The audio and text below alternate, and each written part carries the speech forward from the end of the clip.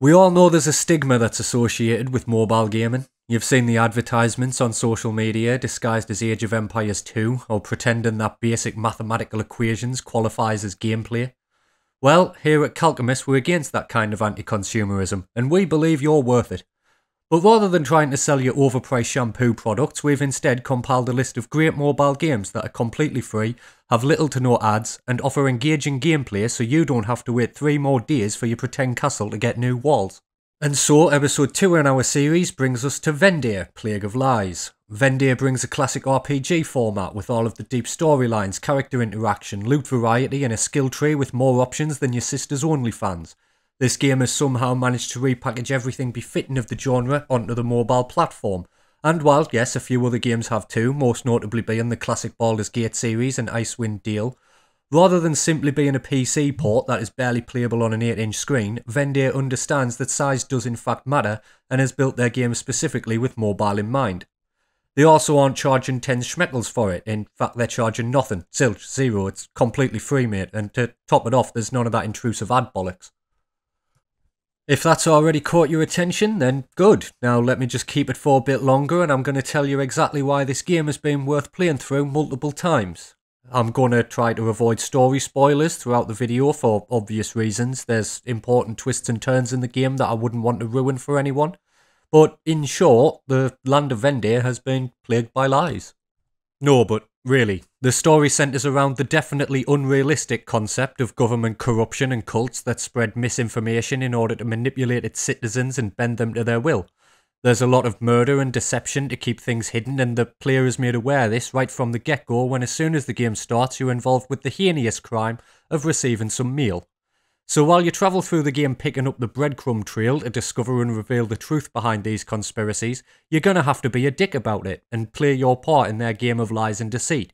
See, Vendir isn't one of these happy stories where the glorious hero ventures out from his farm one day and levels up into a valiant knight. No. In Vendir, you're just another arsehole that needs to rob, kill and manipulate their way through the world. After all, those who are honest are already dead. But of course this is still a mobile game, and a rather large one at that. I think my playthroughs have taken around 40 hours to complete. The map is a good size with plenty to explore and has a variety of activities such as treasure hunting, tracking legendary beasts or just playing Farmville. And with that does come with certain limitations. The average device might have long loading times and frequent stuttering when moving through the map. This was made particularly difficult for me while I was recording, and I'm sure this won't be a problem at all for those using a higher end phone or tablet. But the average consumer might experience these issues, and while these things didn't bother me at all, there might be a turn off for you. Now that that's out the way with early, I do want to touch on a couple of more downsides, notably being the companions. You have a total of 4 of them, and no, that's not just 4 in your party, that's 4 in total. So unfortunately your team is pretty much going to be the same every time you play it.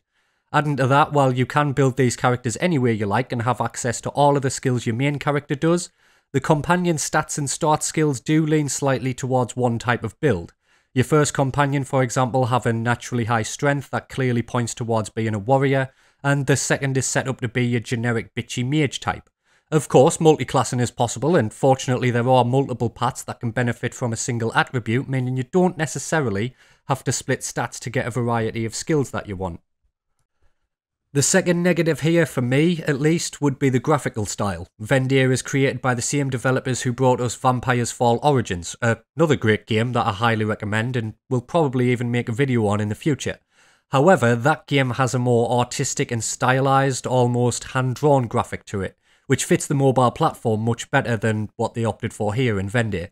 Still, I do consider graphics to be the least important aspect of a game, but I do think it's worth mentioning. And now that I've just spent the last minute or so slagging the game off and giving you all the reasons not to play it, let me explain why I made this video on why you should. Well, before you start your journey into AliExpress Baldur's Gate, you get to make your character. Visual options are somewhat limited, but it's a nice touch and something that I still prefer over picking a pre-made portrait that never resembles anything you can actually make in the game. What is a nice touch here though is being able to choose your backstory. Not only do these things give your stats a boost and give you a head start on your build, but you're shown very early on that these backgrounds can be used to get different outcomes from dialogue. In the tutorial section here, I didn't think it really makes a difference, but later in the game these backgrounds can influence quests, their rewards, or the information you receive.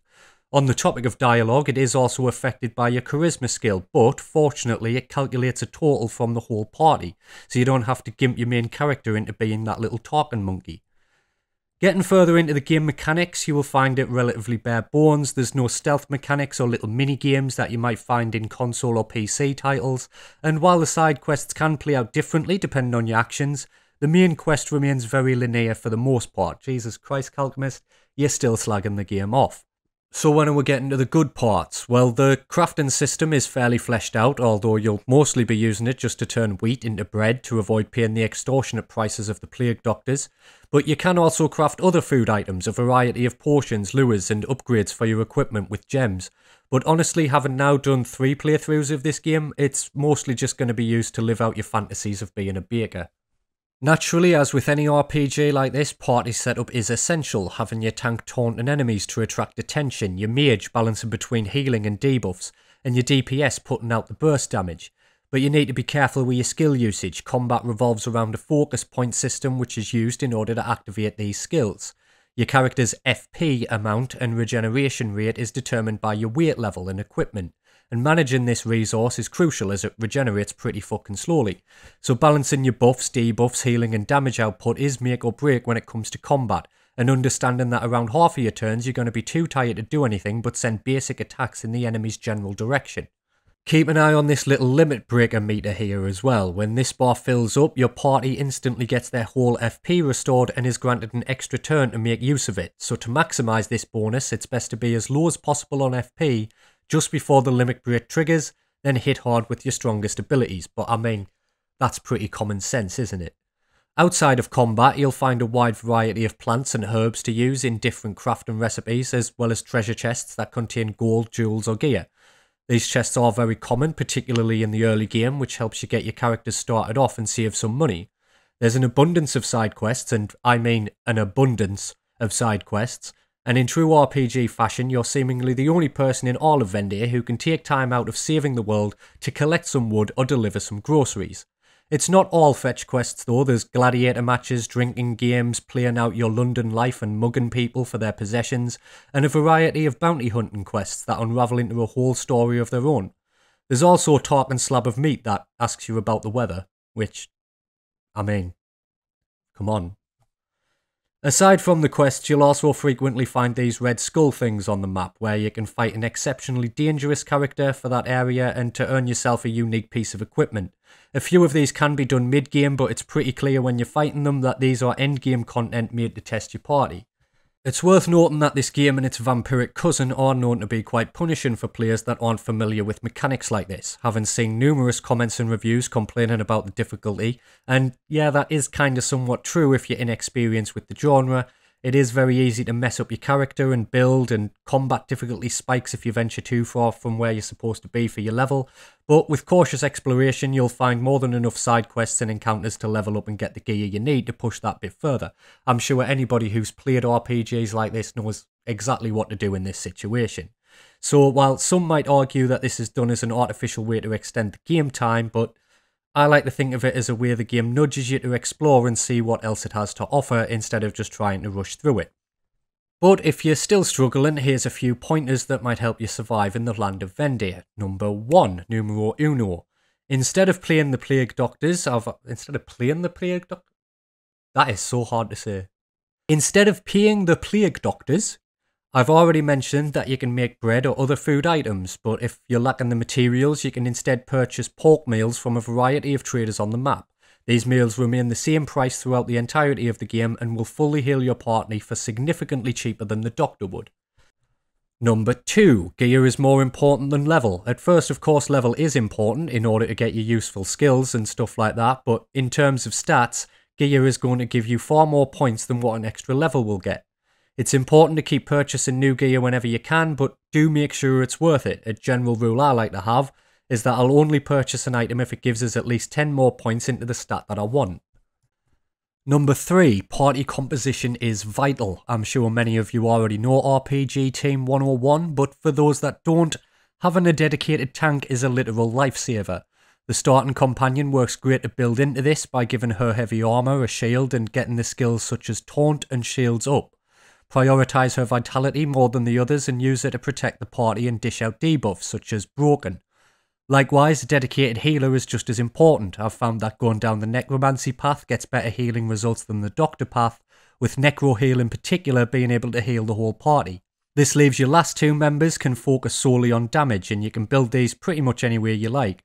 This run in particular I did 2 dex characters, but in the past I've also tried a second mage that focused on pyromancy, which did work out really well.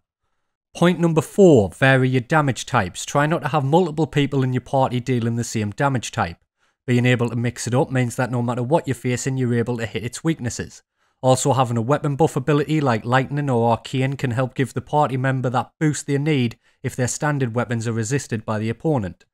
And finally, point number 5, try not to multi-class too much. While the game does include dedicated paths of Dex Int Voodoo, as interesting as it looks, it simply isn't viable. You can dip into different areas for skills you want or bonuses you want, but primarily focus on one direction. The same can be said for skill points. You will need to at least put some points in endurance, as all armor gets heavier the better it is, but other than this, focus almost entirely on your primary attribute. So for a mage, for example, dump 90% of your points into intelligence and just top up the endurance when needed. You shouldn't need to pump vitality on any character other than your tank, as if they're doing the job right, then they will be taking the brunt of the damage. Hopefully this video has convinced you to give the game a try. EM clearly puts a lot of work into their games and has given us 2 quality products with continuous updates, all for free of charge and without any intrusive ad nonsense or pushing microtransactions to the player. That is something I really value, not just in mobile gaming but in any game, and it does deserve to be showcased and praised. I would happily pay money for their games and have done for the Switch version of Vampire's Fall, which I'll almost certainly be doing a video on in the future, but for now just go check it out, it's a damn good game. As always, let me know if you have any suggestions for me to try and maybe they'll make it into their own video. You can recommend them to me below or even just join our Discord, which you can find the invite link to on the channel page below the description. Thanks for watching and enjoy spreading the plague of lies.